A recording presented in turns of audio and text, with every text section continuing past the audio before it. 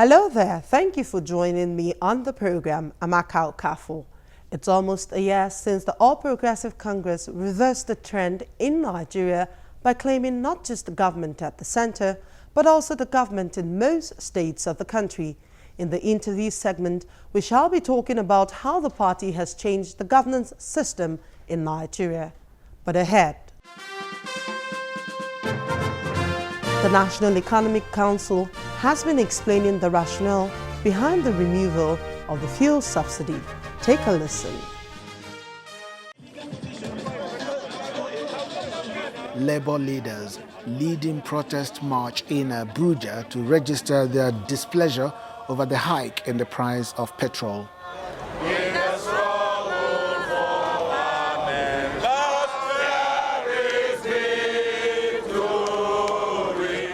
The government had argued that the removal of subsidy on petrol has become expedient in view of the economic realities in the country.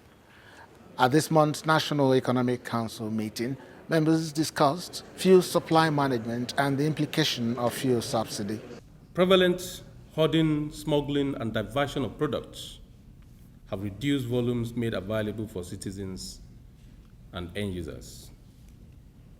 Scarcity has created abnormal increase in prices, resulting in our people paying an average of over between 150 and 300 per litre.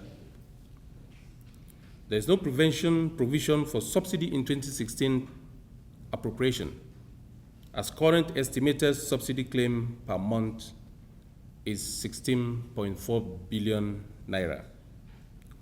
Consequences of imminent difficulty situation, if not addressed, that is, it was equally discussed that there are certain consequences that are imminent, and if not addressed, it will result to catastrophe. And those consequences are that the inability of government at all levels, both federal and state government, to pay salaries or meet financial obligations. There could be increased scarcity of products leading to a long queue. Continuous upward surge of prices across the nation. Thank God, after the partial deregulation or increase in the price has resulted into supply of fuel across the nation, and queues are disappearing. The meeting also discussed how government could check oil theft and illegal bunkering, which has depleted the revenues of state and federal governments. What then are the way forward?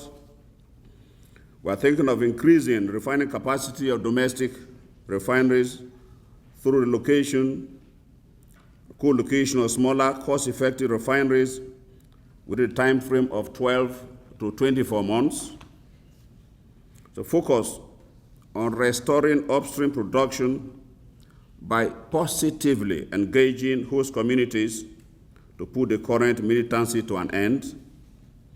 We also consider focusing on improving government funding in the upstream where funding has been less than 30%, and to relieve government of monthly cash call fundings and create a sustainable self-funding arrangement. The final aspect and the way forward is to continue to engage the general public and all stakeholders by providing relevant information and education so that they will buy it into the system.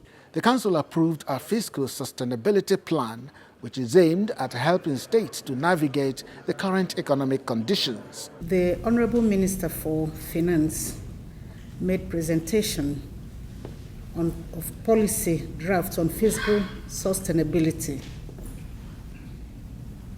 She gave 5 strategic objectives and recommended action points with a view to achieving objectives around improved fiscal behavior that will align both short-term and long-term sustainability objectives of the federal and state government.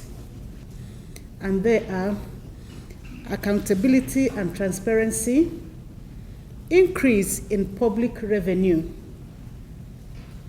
rationalization of public expenditure, public financial management reforms, and sustainable debt management.